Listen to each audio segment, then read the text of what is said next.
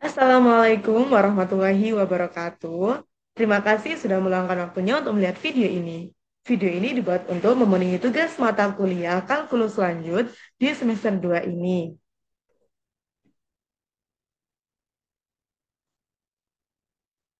Langsung saja kita masuk ke pembahasan kalkulus lanjut. Di sini saya mengambil topik diferensial total. Perkenalkan, saya Sabrina Putri Amalia dengan NIM 24031554055. Prodi Sains Data, kelas 2024D, Universitas Negeri Surabaya. Dengan dosen pengampu, Ibu Yuliani Puji Astuti, SSI, MSI, dan Bu Yuni Rosita Dewi, MSI. Pada video ini terdapat tiga materi pembelajaran, yakni konsep diferensial total, latihan soal dari diferensial total, dan contoh dalam kehidupan sehari-hari. Kita masuk ke konsep diferensial total. Sebelumnya mungkin kita sudah pernah belajar tentang turunan parsial ya. Kalau turunan parsial merupakan perubahan fungsi fx, y terhadap perubahan salah satu variabelnya, x atau y.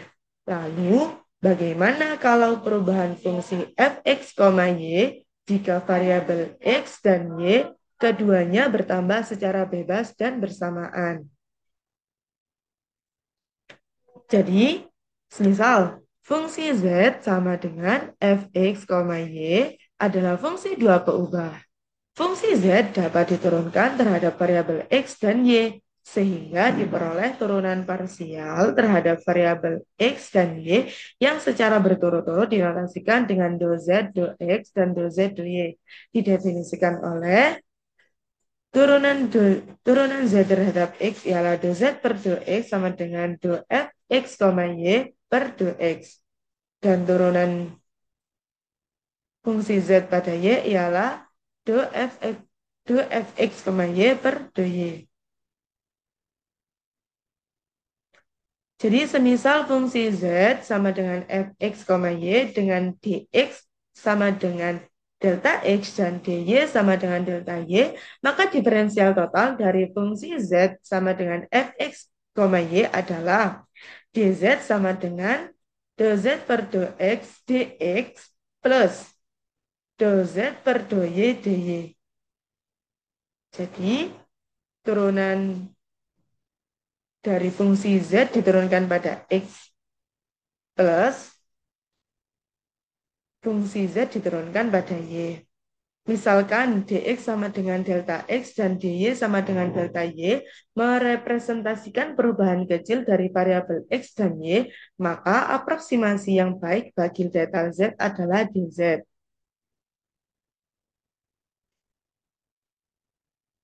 Mungkin kalau kita memahami dari bahasa tadi agak kesulitan, langsung saja kita masuk ke contoh soal agar mudah dipahami. Di sini saya mengambil soal yang mudah-mudah saja. Diketahui fungsi z sama dengan x kuadrat y plus 3y.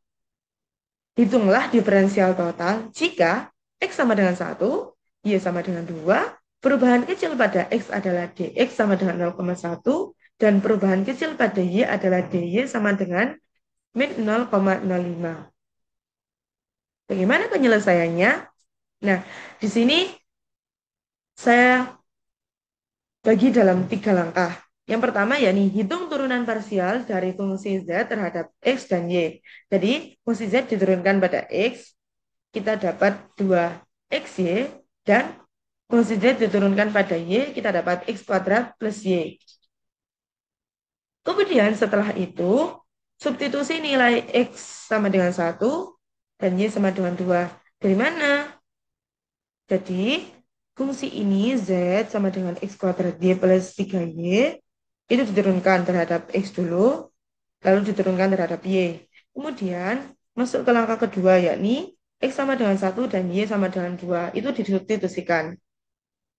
Jadi dari turunan parsial fungsi z ke x, y ini kita substitusikan.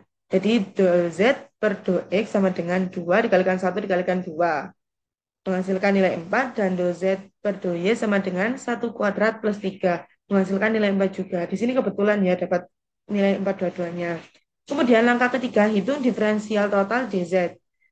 Yakni DZ sama dengan DZ per DX dx plus DZ per DY dy. Langsung dimasukkan saja, DZ sama dengan 4 dikalikan 0,1 plus 4 dikalikan min 0,05. Dari mana 0,1 dan 0,5? Itu 0,05. Itu dari soal ini. Jadi dx-nya 0,1, dy-nya min 0,05.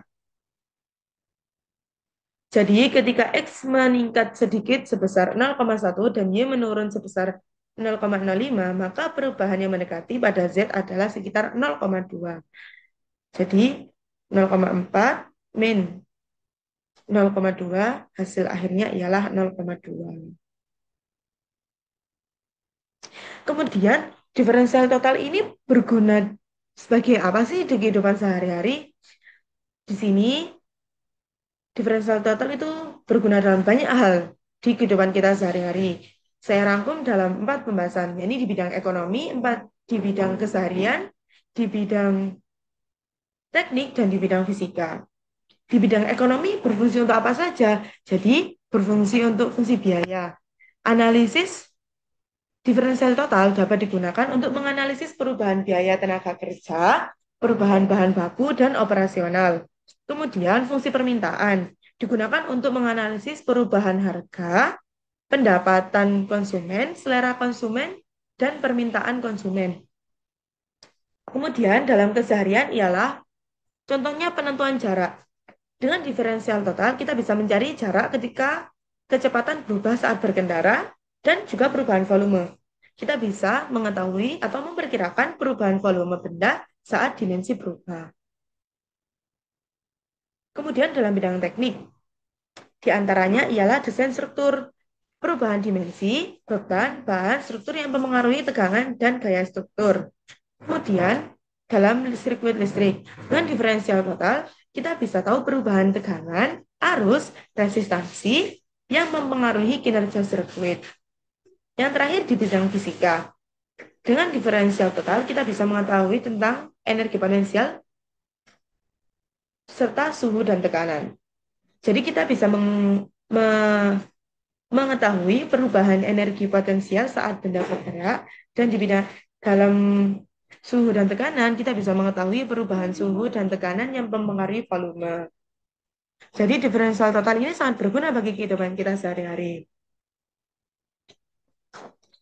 Jadi dalam bidang ekonomi, dalam keseharian kita penentuan jarak. Jadi di bidang percepatan saat kita berkendara, kita bisa memperkirakan.